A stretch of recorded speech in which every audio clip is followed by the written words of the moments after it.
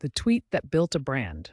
How one online post launched Card Against Humanity's success. Can a single tweet turn a small idea into a cultural phenomenon? In 2011, a group of friends created Cards Against Humanity as a side project and launched a small Kickstarter campaign, hoping to raise $4,000. Despite its unique and edgy appeal, initial traction was slow, and they needed a breakthrough. That moment came when the creators posted a simple, clever tweet encouraging followers to support their quirky game, Cards Against Humanity, a party game for horrible people. The tweet quickly went viral, resonating with people who loved the game's humor.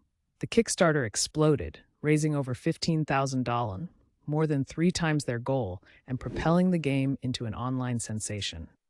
Cards Against Humanity became not just a game but a cultural icon thanks to its bold online presence and fearless approach to marketing.